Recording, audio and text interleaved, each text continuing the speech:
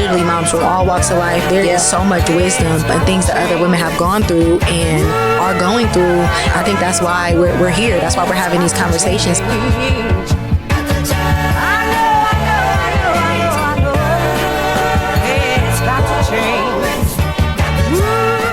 What's up, everybody? My name is Brandon R. Scarborough, and welcome to an episode of Raising Kings. Raising Kings is a podcast dedicated to single mothers to talk about challenges, successes, how to raise these young men, and anything in between. And so this is one of the first episodes that we're starting and having. And so I want you to sit back and enjoy it. I'm not going to be here long. I'm going to try and give you as much information and help as possible. I'm in this lane because I'm the founder of an organization in Akron, Ohio called Dreams Academy, which is a mentoring organization for young men and for young women, but I have a heart for young men.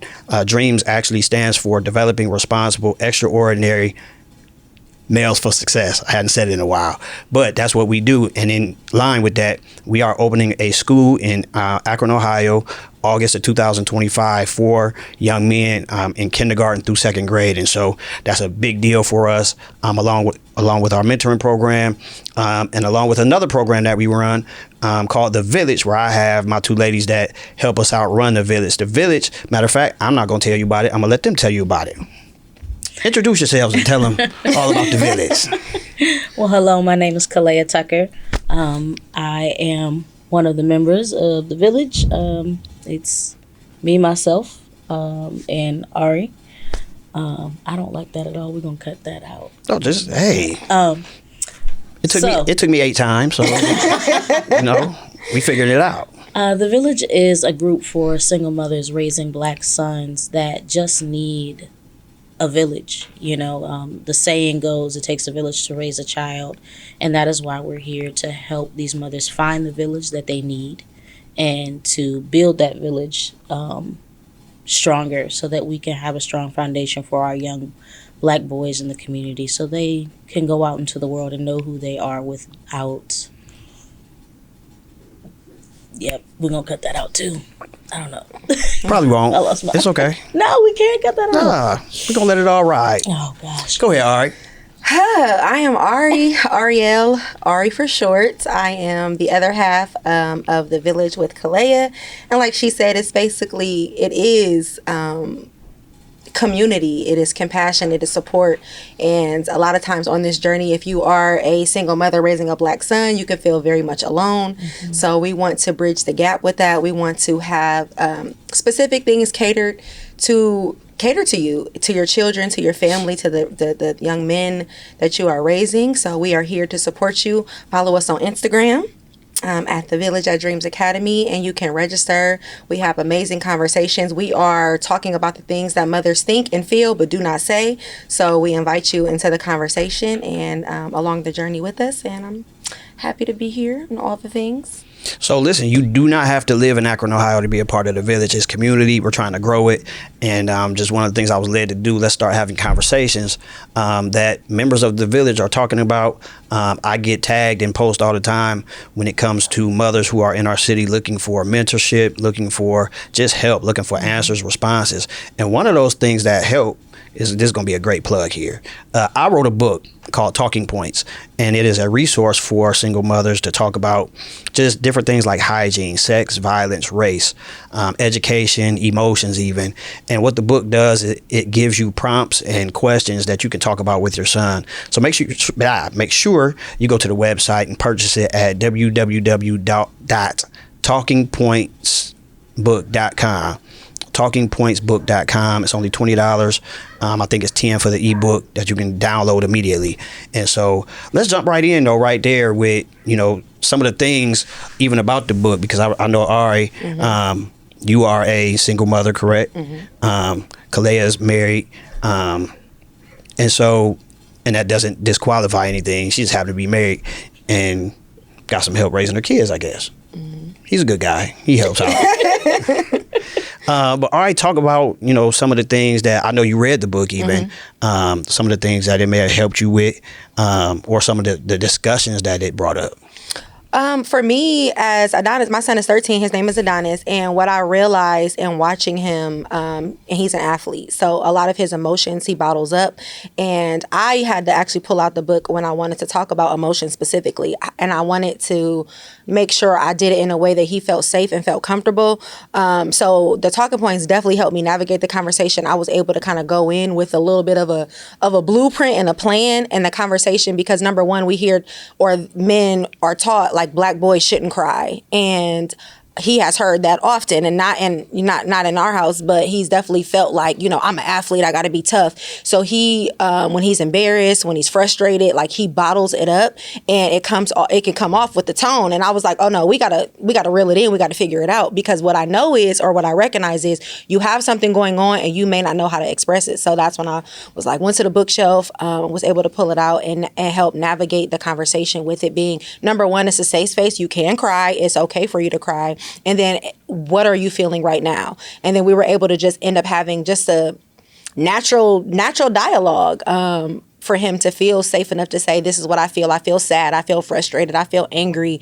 And I was able to navigate the conversation a lot easier than I think I would have. Because sometimes, like, when your sons are going through something and they're frustrated and you feel like they're coming off defensive, you can kind of, I'm the mom, buck up back a little bit. But for me, I think the book just helped me try to see it from his perspective and figure out, like, what something else is going on. What's really going on? And then he has a young lady he's dating now too. So of course the sex part of that, I was like, sheesh, this is all the things, So I was able to, navigate through the sex, the birds and the bees conversation with him, and it didn't feel awkward, because I was like, I can make it so awkward and embarrassing, like, he's mom, like, what's going on? So I feel like I'll be able to use it in a lot of things. As he drives, you have a section about police, so I feel like there's just a lot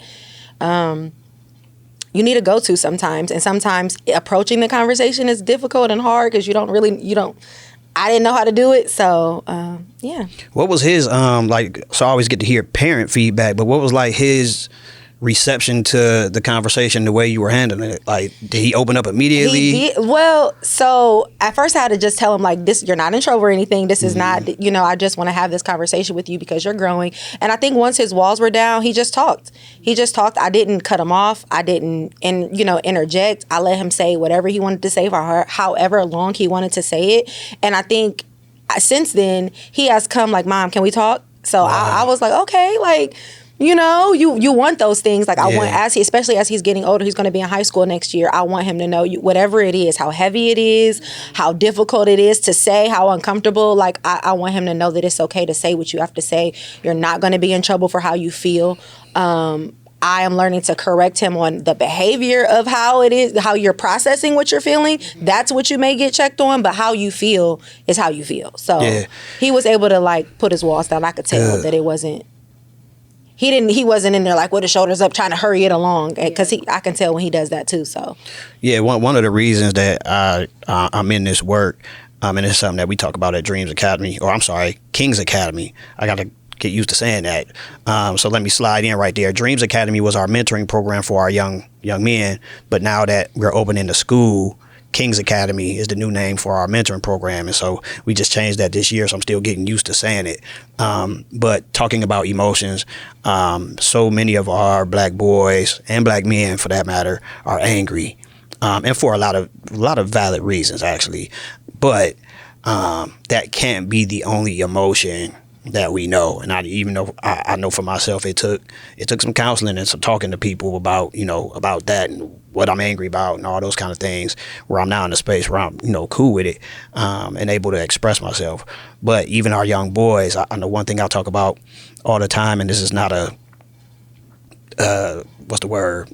negative piece to, like, sports and stuff, but if you ever look at all our sports pictures, they mugging. And it's like, you can't scare the other team to a win. You got to be better than them. And just for me, that bothers me, because they're learning at such a young age. Don't smile, look angry, play angry, get angry when it doesn't go your way. And it's like, anger is just the foundational emotion.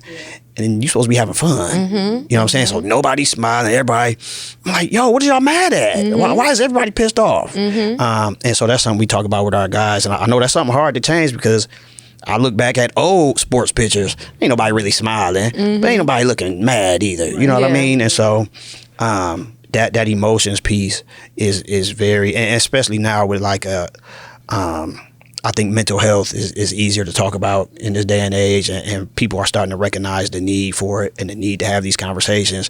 And because back in the day, you used to tell somebody, you need to go to counseling. I ain't crazy. That was first response. And, you know, and the reality is all of us are a little crazy. No, I'm an advocate for counseling for sure. I'm in it myself. So, and we just talked about the feelings wheel. And like you said, the foundation is anger. But like, are you embarrassed? Are you humiliated? And that's what I realized when I had to get the book out. I'm like, it's something else. You're not just mad because you can't be this mad at what just happened. Like a basketball game, like he was like after they lost the first game, like he cried, and I was like, this is okay, but like the way you're carrying it lets me know it's something else. So to me, I learned even how I have to approach him. I have to approach him like with a softer tone because he will shut down because he's embarrassed or he feels humiliated and he doesn't like that. So I had to realize like, okay, come at him when you're trying to tap into the anger gently because what you mad at? Fix your face. Like that doesn't work. And I think that's my approach early on, being his mom. He teaches me, and I realize like I'm not getting through, and I don't want him to grow up to be an angry. You know, he's a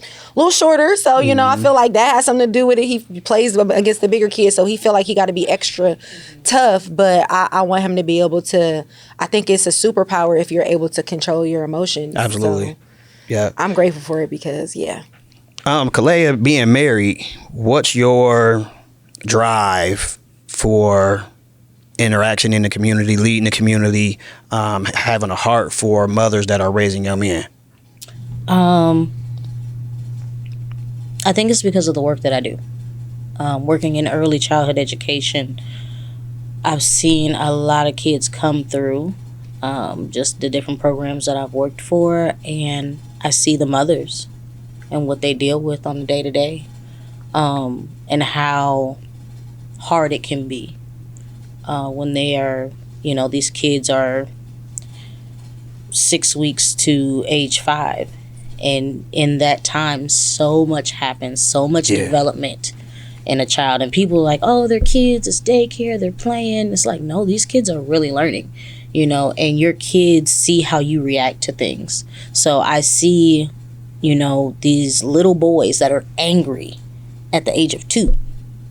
Like, you're talking about boys that are angry, and it's like, oh, you know, maybe that's later on in life. No, they're angry when they're little because mom is working a full-time job. You know, she doesn't have a village, a strong support system or a safety net to fall back on. So I see where a lot of kids, they, like where I work, they come to me during the day, and then their mom or whoever picks them up and takes them to another child care center right after. Wow. That stays open later. Now, these are kids that are not, some of them aren't even 2 yet.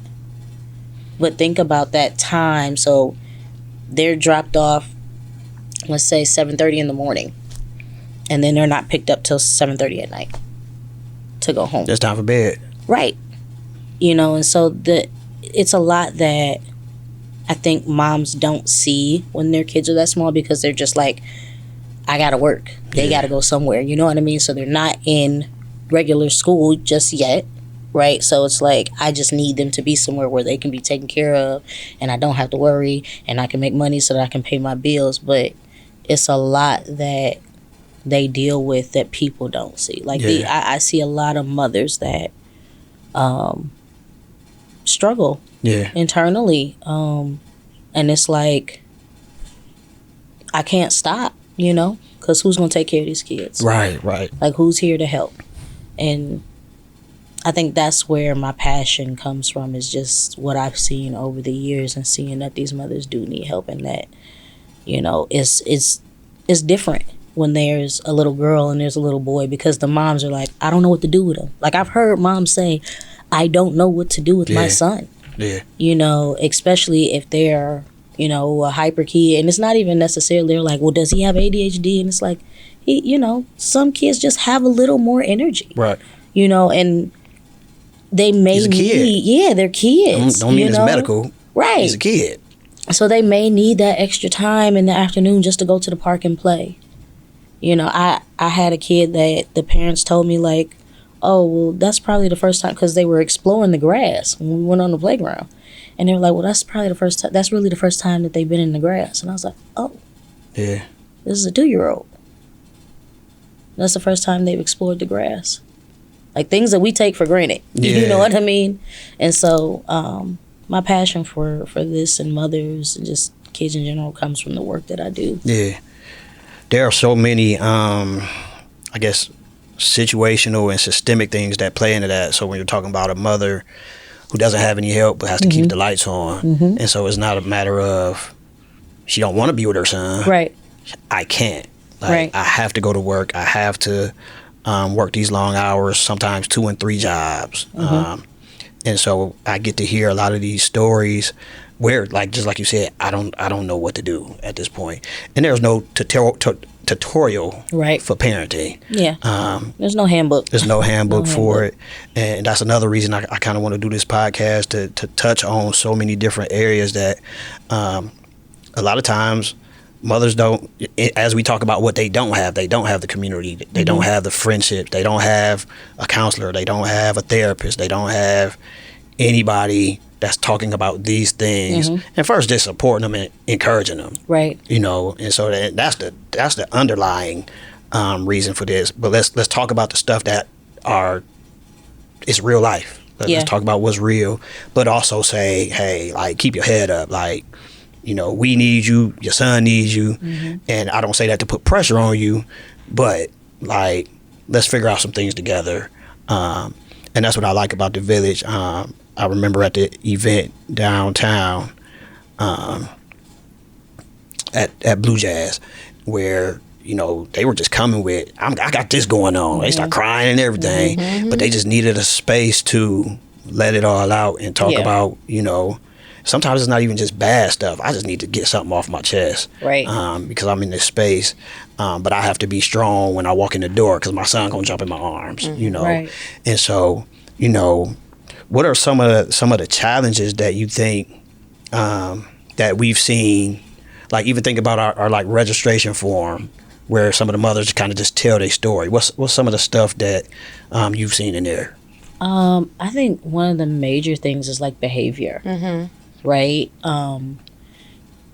Mothers struggle with the behavior of their sons, and people may not like this, but, you know, being in this field for 17 years, I see that it starts when they're little. Yeah.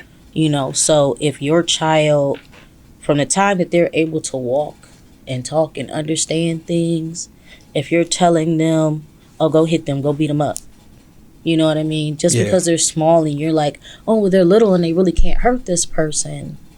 But when they go to school and they're hitting on a kid their size, they're going to hurt them. Yeah. You know what I mean? And so, like, things that we will say, like, oh, go beat them up or push them over, you know, and laugh at it and think that it's funny, or allowing them to say certain things and thinking that it's funny, they think it's okay.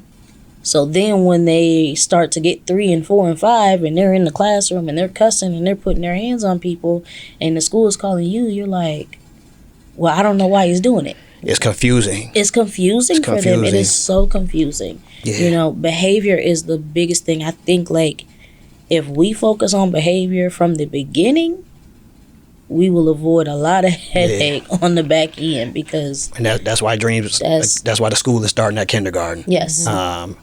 Because our mentoring program starts at 10, but because we didn't do those things at 3 and 4 and 5 is why we need mentoring at 10, 12, 15.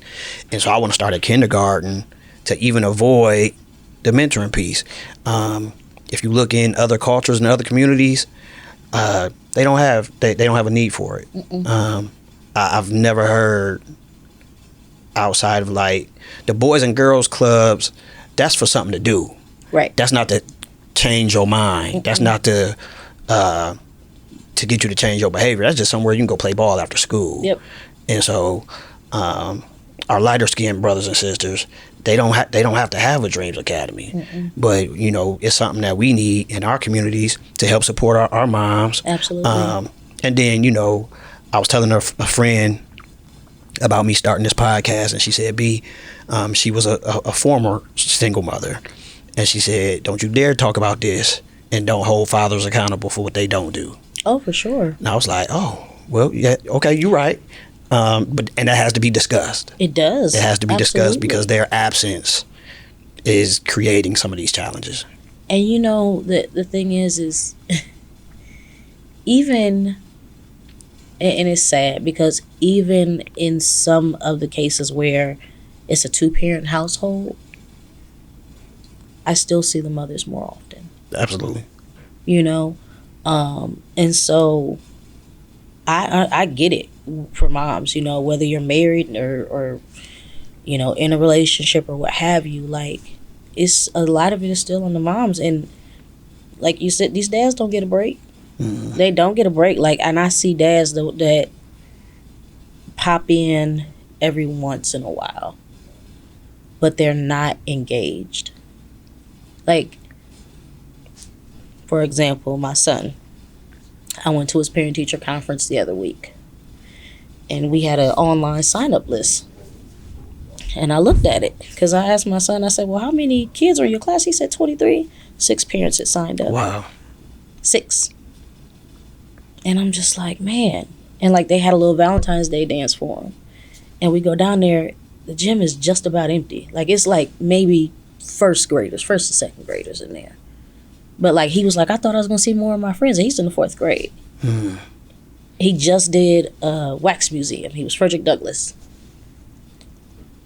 And you could tell what kids didn't have help with their projects. Mm. They were supposed to dress up like the person that they were portraying, and some kids weren't dressed up. And I'm just like, when did we stop engaging with our kids' educations?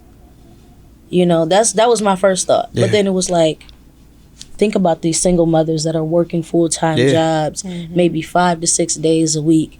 And it's like, I'm barely keeping food on the table and a roof over our head. The question they have to answer is, do I go to the parent-teacher conference and find out what's going on, or do I go to work? I got to go to work.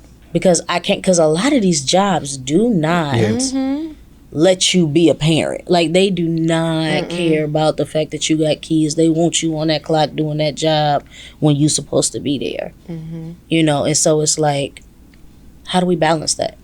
Yeah. Like, it's a circus act, right? It's hard to parent in survival mode. You don't know. You can't turn it off. So, and once you get into survival mode, baby. Yeah, then you're exhausted. So then when you're not working, you're exhausted. So you still can't give your son or your child the attention and the energy that you want to. Even if you want to all your heart, you're exhausted at that point. Yep. So I think it is figuring out, which is easier said than done, how to come out of survival mode. That's what I'm literally like, unlearning how to come out of survival mode. Like, I'm learning little by little the things that I can do, because we can tell our kids whatever, but they're going to do what they see. So how are we taking care of ourselves as Black mothers the best we can with the conditions that we're in to come out of survival mode, so you can make space for other things, whether that's a career shift. And it's like I said, this is not something that is, I can, you know what I mean? Like, I'm not minimizing that at all. Like, I completely understand. But I think I don't see how, if you are always in survival mode for your whole entire life and you are constantly burned out, how you can nurture. Because if you can't nurture yourself and your environment, you can't nurture who you created. So I think it's like, when we're talking about like the Black moms in a soft life, like, it sounds taboo. It sounds like, girl, bye. Right. Like, that's not possible. But it's not a material thing. It's a mental and emotional work and a thing. So I think, like I said, it's work. It's work to be done. But I think it'll be a trickle down. You know what I mean? I think it will have no choice but to trickle down when you're nurturing your mental health, when you're learning about it, when you are slowing down a little bit and figuring out, okay, I'm burned out. Why am I burned out? What can I do to figure it out? I've been on my job 10 years, 20 years, and I'm still in the same financial position. Like, is there something I can do? And now we're in a space where mothers are creatives. They running businesses. They're doing multiple things. So tapping into, which is why I'm glad, the village exists, because we want to tap into the other avenues that can bring, you're not just a mother. That's not your only identity. And I think when you tap into the other identities, you'll thrive as a mother too. Yeah.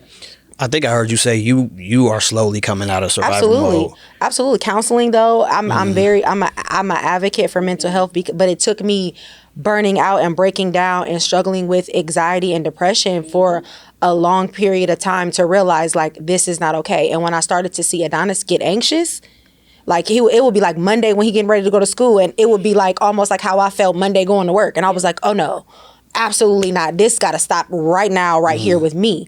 And I started to just really figure out, what does it look like at home? Like, what is it like? So now he'll see me in my word, or he'll see me meditate. He'll come, you know what I mean? So it's little by little, but I had to be serious about it, and I had to admit that I needed help. Yeah. I needed help. I can't do it alone. And I just had this conversation, like, when you talk about anxiety and depression, and I've shared with you, my journey with that. A lot of people don't talk about high functioning depression.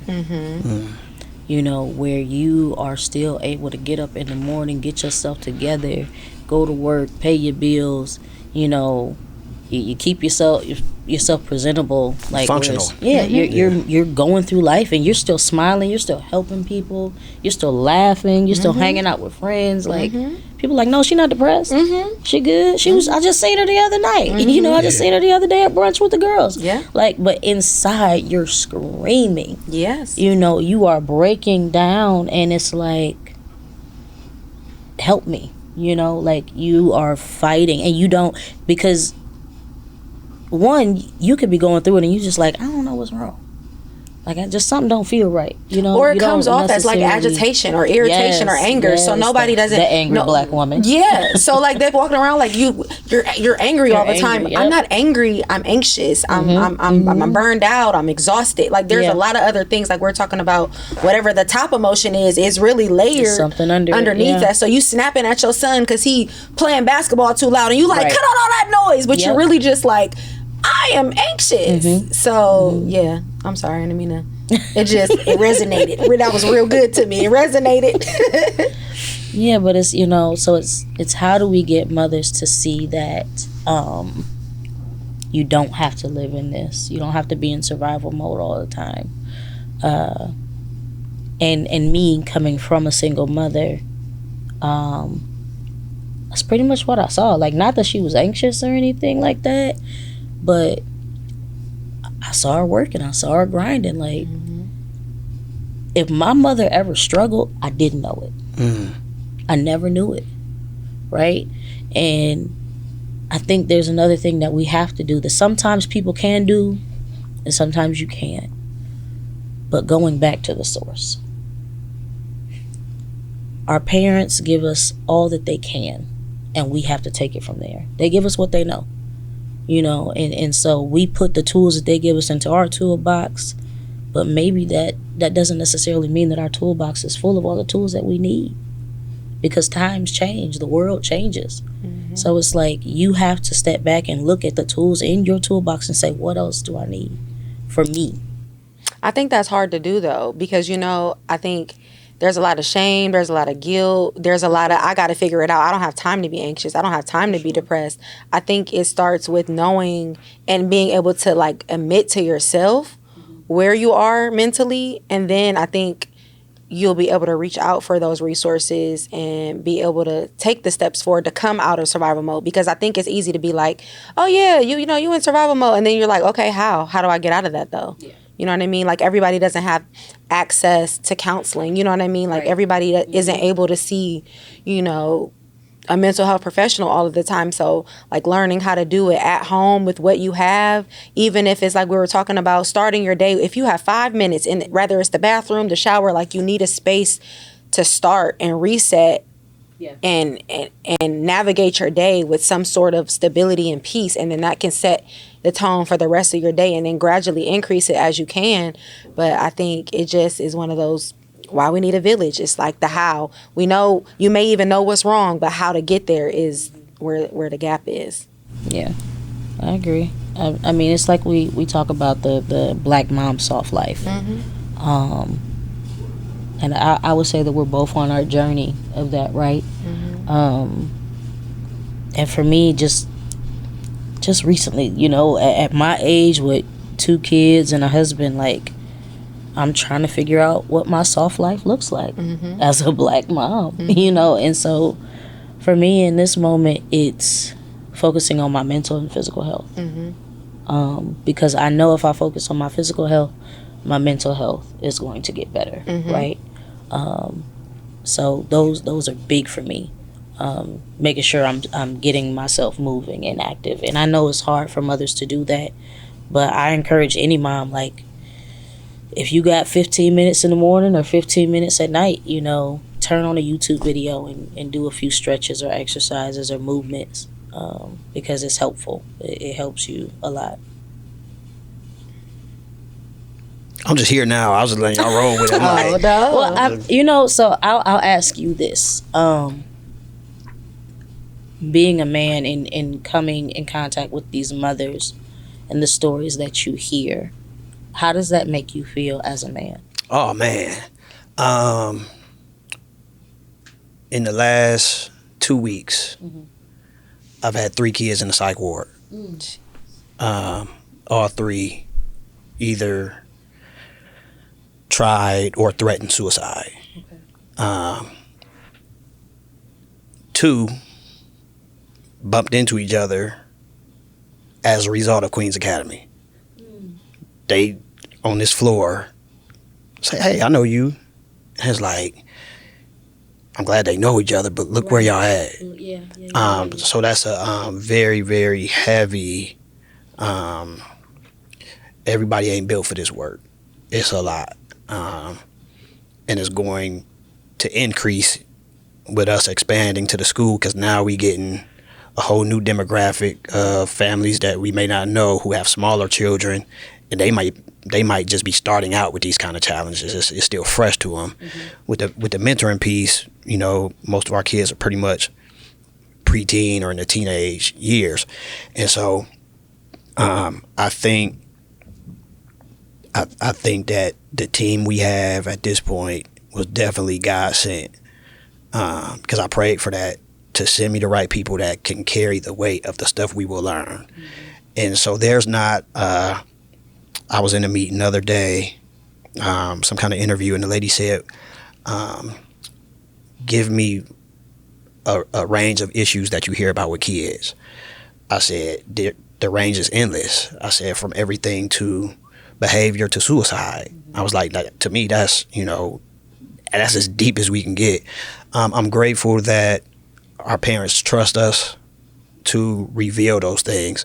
Going back to the piece about therapy, not only was the stigma about therapy being craziness, but the other one that has probably been one of the biggest issues in our community and culture is what goes on in this house stays in this house. Stays in this house. And now, if you think about it, we have people who get anxiety on Thanksgiving because everybody at the table knows what happened, but nobody's talking about it.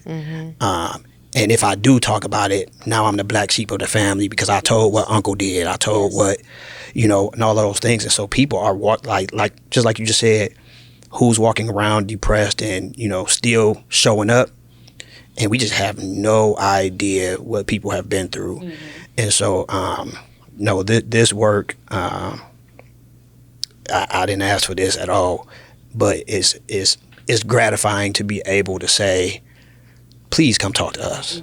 You know, we can point you in a direction somewhere to be able to be connected to community partners that can say, hey, we'll embrace you and help. And, you know, even y'all talked about it. I was going to ask it, but y'all kept going. Like, what are the small things for those that don't have, you know, maybe the right insurance to get therapy and counseling? And so, you know, y'all spoke about what's on YouTube. Start there, take 3 to 5 minutes with your day. But a lot of that is also us being supportive enough, I think, to parents to say, hey, there's a level of bravery we need you to embrace if you ever gonna come out of this. And that may be facing those things that nobody wants to talk about at family dinner, or Thanksgiving or Christmas, that, you know, these family secrets are killing families. You know what I mean? Go ahead. Let's just cut out the whole, well, that's family. Yeah. I don't care. Yeah. And I tell anybody this. When it comes to my children, I don't care who you are. When it comes to my mental health, when it comes to my safety, I don't care. I will cut you off. Yeah. If I don't agree with it. And people know that about me. Like, we have to be willing to stand up to those giants that we, you know, like, well, that's my like, That could not be bigger than what they did to you. right. Yeah. You know, it's sad because you see a lot of people that's like, well, that's my family. I can't turn my back on them. I can't. And it's not saying turn your back on them, but you got to deal with them in a different capacity. Yeah. You know, like, I'm not going to subject my children to being around. Like, I mean, we all got those family members. Like you said, oh, well, boys don't cry. So if I got somebody in my family and my son is crying and they like, oh, you need to suck it up. You a boy. You got to go. Yeah. You're not going to talk to my child that way. He is allowed to express himself. If crying is the way he expresses himself, he sure can do it, and you're not going to tell him that he can't. Like, we have to protect our children from people that are like that haven't dealt with their own issues and problems. Because a lot of people don't know that it's a problem, right? Yeah. That's how they were raised. They're like, I made it, I'm fine, I'm here. I think you said, like, why the group was started was to redefine the term village. And then I think reevaluating safety and what that looks like, and knowing that family is not necessarily your bloodline, but it's who you do feel safe with, and non-judged by. So, for example, like when we were talking about when you're going through stuff with your children, and behavior is one of the number one things that we hear. What stood out to me at the Unwind event was how safe everyone felt to share. And nobody looked up like, oh, your kid be doing, like, it was none of that going on. It was literally like, you can glean from the wisdom. Like the one, I remember her talking about, I do laundry on this day. My son knows if he don't do laundry on this day. Like, right, so she was basically like advocating for her mental health in her home by having a boundary with her son. And all the mothers were like, yes, like, you know what I mean? It just, we were able to watch mothers like take wisdom from everybody else's sharing in a non-judgmental way. And I think that is where Dreams Academy, Queens Academy, Kings Academy, and the Village is set apart, because it's that, like, when we have family game, you know what I mean? I think that's how you start building that safety. So when you are saying, girl, I'm about to snap on my son, he done did such and such, girl, my son did, you know what I mean? I think you can pull from that wisdom and that experience of somebody else, because maybe your immediate family can't give that to you because they don't know. Like you said, they only had the certain tools that they have, and now we're a generation where we're gonna find some tools or we're gonna make it. Right. So I think that we have to know where to go. Yeah. And I think that's where, where we come in, and we learning it together. So I would say for moms that necessarily don't know where to go, first check your insurance and find out what is out there and available as far as resources for therapy for yourself and for your children. Because a lot of times, like, we think that we just need it for ourselves, but our kids really need it too. Yeah. I think too, really budgeting. do. Like, I think we budget for so many other things. I think, like, so for example, some jobs may cover, like, so for example, my job, they'll cover 6 sessions, but then after that I have to pay. But I'm like, okay, what can I cut out that maybe I'm going, in a month I spend such and such on fast food. If I can eliminate that, then I can, you know what I mean? So I think too, just like you said, just figuring out a way to check your insurance, and then figuring out a way, like, is there something, how many subscriptions do I have? Like, just ways to figure out how to have just a little wiggle room. And then I know, like, in our community, we have, if you don't have insurance, I think you can get minority behavioral health maybe is a resource that people can reach out to get information. whatever if you don't have it through your employer and stuff like that. So I think it's other options outside of your employment. We just have to be willing to look for them and not being embarrassed. You know, to ask for help. I just believe that, like, when it comes to mothers, like, once you have kids, a lot of mothers deal with postpartum depression, right? And I feel like if you don't handle that when it's postpartum, it just turns into depression. Like, it doesn't leave. It's not one of those things where, like, okay, my baby's a year old, I don't have postpartum anymore. No, because you're still trying to figure it out. You still, you know, your body has changed. You and it's not going to ever be 100% the way it was before you gave birth, right? So you're dealing with that. You have this new life that you are responsible for and trying to figure out how to give them the best life that you can, you know, and get to know them and who they are as an individual. So it's a lot, like, in taking that time. I don't feel like, even in the hospital, I don't feel like they do enough for mothers after we give birth. I really don't. Like, you go through so much after giving birth, and then them people come in less than 24 hours and be like, Here go these diapers. Here's all these papers. Here's these resources. If you feel this, if you feel that. Huh? What? And if I'm not mistaken, this area, Summit County, is like one of the top 10 highest in the nations for infant mortality. It is. Yeah. Yep, and the 44320 zip code is the highest. Wow. Yep. It is. But I think, too, another thing I would say for the mothers who maybe you don't have the time or the access to go to counseling or something like that, I think it can start small. I think you can do, like, there's free things like I do. It's called Black Girls Breathe, and she literally has guided meditation specifically for grief, for anxiety, for depression, for things that Black women's bodies go through to regulate your nervous system, and they're completely free. So you can find her on Instagram, and she has a audio book. So there's other, you know what I mean? Maybe you can't jump off the porch and go right into counseling, but you can do maybe a guided meditation in the morning. You can, like you said, look up a YouTube video and do something physical with your body. Like, even if it's, I'm gonna line dance for 15 minutes in the living room with my waist trainer on. Also, music. Like, I created a specific playlist that is for, like, my nervous system. You know what I mean? So I think you can start, you know what I mean? You can start small. You can start with, you know, a certain period of time and just be consistent in that and then grow it. And I think, you know, and I pray about everything. So I ask the Lord, give me space to rest and figure it out. And you'll be surprised how he'll put a resource. Like, I found the Black Girls Breathing by accident. So it's doable. It does take some work, and it does take community. So we're available to you. You don't got to figure it out alone. Yeah. One of the things that will be in our school is I started our own behavioral health agency. Yes. It's called Hope House. And so, you know, we'll be able to have that for our kids on site and for our families. And so, and for the community as well, once everything opens later on this year. But that's something I wanted to do so that we could even regulate how we do it and say, hey, this is our culture in our school. I need my therapist to, you know, vibe in with us and, you know, do how you do and make it fit our culture and our kids and our family. So that's something else on the list of 1,000 things I'm doing. Yes. So, hey, so this has been extremely dope. I can't wait to drop this. Tell the people how they can reach the village.